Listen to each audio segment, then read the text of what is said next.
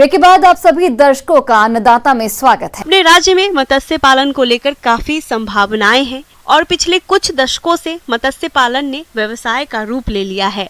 मछली पालन में रोजगार के अवसरों को बढ़ाकर ग्रामीण क्षेत्रों के वैसे समुदाय जिनकी आजीविका केवल खेती पर आधारित है, उनके आर्थिक और सामाजिक जीवन में बदलाव लाया जा सकता है। अगर आप मछली पालन के तहत मछली बीज उत्पादन करें तो इससे भी आप अच्छी आमदनी कमा सकते हैं।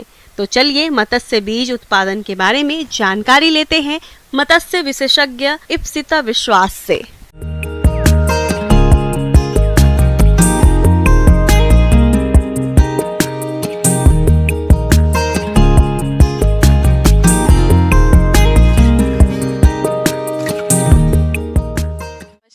मत्स्य किसानों, आज हम लोग मछली पालन के साथ साथ मछली पर्यावरण या फिर उसका ट्रांसपोर्टेट कैसे करेंगे और आपको क्या क्या मुद्दे को ध्यान रखना चाहिए उसके बारे में चर्चा करेंगे।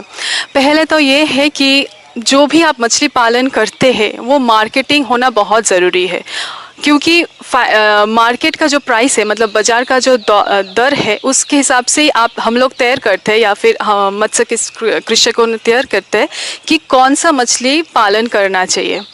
यानी हर पूरे ज़्यादातर मैं मीठा पानी मछली के बारे में ही बात करना चाहूँगी। ज़्यादातर अभी इतना ज़्यादा प्रजाति मछली हम लोग पालन करने लगे हैं। पहले हम लोग सिर्फ रोहू, कतला, नैनी ये सब पालन करते थे। अब धीरे धीरे हम लोग डाइवर्सिटी मतलब मछली का अलग अलग प्रजाति के ऊपर पॉलीकल्चर करना शुरू कर दिए हैं। इनमें से आता है silver carp, common carp, grass carp, साथ ही साथ कार्प को छोड़कर भी हम लोग कवई, गरई ये सब मछली को भी लेना शुरू कर दिए हैं। अभी देखा गया है कि मोनोसेक्स तिलापिया, पापदा ये सब मछली भी बहुत अच्छा दर दे रहे हैं और ज़्यादातर पापदा मछली जो है वो कार्प से भी बेहतर मार्केट वैल्यू है। तो इस हिसाब से हम लोग मछली को पहले चयन कर लेते हैं पालन के लिए। मत्स्य पालन हेतु 0.2 हेक्टेयर से 5.0 हेक्टेयर तक ऐसे तालाबों का चयन किया जाना चाहिए जिनमें वर्ष भर 8 से 9 माह पानी भरा रहता हो। तालाबों को सदाबहार रखने के लिए जल की आपूर्ति का साधन होना चाहिए। तालाब में वर्ष भर 1 से 2 मीटर पानी अवश्य बना रहे। तालाब ऐसे क्षेत्रों में चुने जाएं जो बाढ़ से प्रभावित न होते हो तथा तालाब तक आसानी से पहुंचा जा सके। यदि तालाब से पानी निकालना संभव ना हो तो तल को समय समय पर रेकिंग करते रहना चाहिए तथा 1 टन चूना प्रति हेक्टेयर प्रति वर्ष किस्तों में डालना चाहिए। बहुत पहले देखा गया था कि मछली पालन ज़्यादातर बांस के कटोरे में या कोई भी पत्ते जैसे पलमीरा वो सब पत्ते में लोग ले जाते थे। पर धीरे धीरे जितना भी इम्प्रूव होते रहा, हम लोग क्या किए हैं, आइदर आप पॉलीथीन में जहाँ पर हम ऑक्सीजन देकर, अगर आप पॉलीथीन पैकेट में अगर आप मछली ट्रांसपोर्ट करने के लिए लेते हैं तो याद रखिए पानी वहाँ पर 1/4 होना चाहिए और 3/4 जितना भी पार्ट है वो ऑक्सीजन से भरे रहना चाहिए और उसको हम अच्छे से सील कर लेते हैं और एक्स्ट्रा सेफ्टी के लिए हम लोग डबल पन्नी इस्तेमाल करते हैं। तो ऐसे करके आप लगभग 24 से 48 घंटे आप अच्छे से मछली को ले जा सकते हैं ताकि मछली में कोई भी तनाव ना हो और आसानी से जब आप उसको दूसरे जगह में जब ले जाते हैं और दूसरे पर्यावरण में वो जब शामिल होते हैं तो वो सही रहता है कंडीशनिंग के बाद।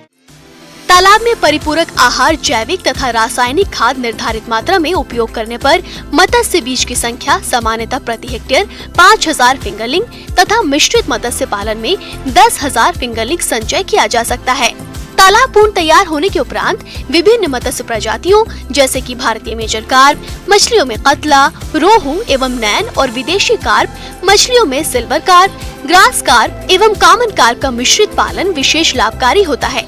यदि 6 प्रकार की देशी व विदेशी कार्प मछलियों का मिश्रित पालन किया जा रहा हो तो कतला 20%, सिल्वर कार्प 10%, रोहू 30%, ग्रास कार्प 10%, नैन 15% और कॉमन कार्प 15% का अनुपात उपयुक्त होता है। यदि सिल्वर कार्प व ग्रास कार्प मछलियों का पालन नहीं किया जा रहा है और 4 प्रकार की मछलियां ही पाली जा रही हैं, तो संचय अनुपात कतला 40%, रोहू 30%, नैन 15% व कॉमन कार्प 15% होना लाभकारी होता है।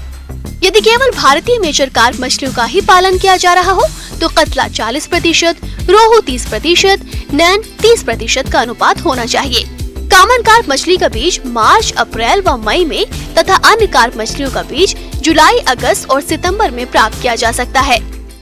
तो पहले ये देखना है, जब हम ट्रांसपोर्ट करते हैं, ट्रांसपोर्ट 2-3 तरीके से होता है। एक है जब हैचरी से हम लोग, जब छोटे मछली बीज अंडा प्रस्फुटन होकर बीज होता है, स्पॉन होता है, तो वहाँ से हम लोग क्या करते हैं, तालाब या फिर नर्सरी या रियरिंग तालाब में ले जाते हैं, तो वो भी एक ट्रांसपोर्टेशन हुआ। तो इस तरीके का जो ट्रांसपोर्टेशन जब होता है, तब इतना ध्यान रखिए कि मछली जब परिवहन करने के लिए जाता है तो उसको आप 1-2 दिन से खाना प्रयोग मत कीजिए, क्योंकि अगर आप खाना प्रयोग करते हैं तो मछली का जो स्ट्रेस है वो ज़्यादा बढ़ जाता है। तो हम लोग खाना प्रयोग नहीं करेंगे 2 दिन के लिए। और जब भी हम मछली को बाहर निकले, मतलब परिवहन के लिए ले जाएंगे, तो उसका जो स्टॉकिंग है, मतलब उसको ओवरक्राउड हम कर देंगे, तो तब क्या होता है, वो एक ही जगह में रहकर, मतलब उसका एक हम एक्लिमेटाइज कर दे रहे हैं, उसको एक सहन शक्ति बढ़ा देते हैं कि वो कम जगह में एकत्रित कुछ घंटों के लिए रह पाए। तो उसको हम 1-2 दिन के लिए वैसे ओवर क्राउडिंग करके रख देते ताकि वो परिवहन के लिए एडप्ट हो पाए। तो उसके बाद हम लोग ले जाते, जैसे ये दोनों चीज़ हमको करना है। एक है हमको ओवर क्राउडिंग करना है और नेक्स्ट है हमको 2 दिन तक खाना प्रयोग नहीं करना है, तभी आप परिवहन के लिए उसको एक्लिमेटाइज मतलब एडप्ट कर पाएंगे। तो इस तरह हम लोग ट्रांसपोर्ट कर लेंगे। मत्स्य बीज संचयन के 15 दिन पूर्व प्रारंभिक मात्रा 5000 किलोग्राम ताज़ा गोबर प्रति हेक्टेयर की दर से डालना चाहिए और दूसरे माह से प्रति माह 555 किलोग्राम प्रति हेक्टेयर की दर से डाला जाता है। इसके साथ ही यूरिया 18 किलोग्राम या calcium ammonium nitrate 36 kilogram, single superphosphate 30 kilogram प्रति हेक्टेयर की दर से प्रति माह डाला जा सकता है। इससे वनस्पति प्लवकों एवं जंतु प्लवकों की उत्पत्ति होती है, जो मछलियों के लिए प्राकृतिक खाद्य पदार्थ है, जिन्हें खाकर मछलियाँ तेजी से बढ़ती हैं। जलीय वनस्पतियाँ मछली के शत्रु को आश्रय देती हैं।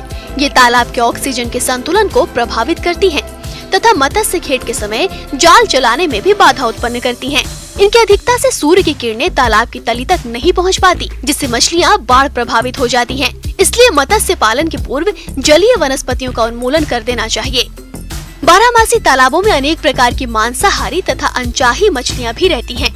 मांसाहारी मछलियां मत्स्य बीज को हानि पहुंचाती हैं, जबकि अनेक छोटी छोटी अनचाही मछलियां भोजन संबंधी स्पर्धा पर नुकसान पहुंचाती हैं, जिन्हें यदि संभव हो तो समय समय पर जाल बिछाकर मांस भक्षी तथा अनचाही मछलियों को निकाल ही देना चाहिए।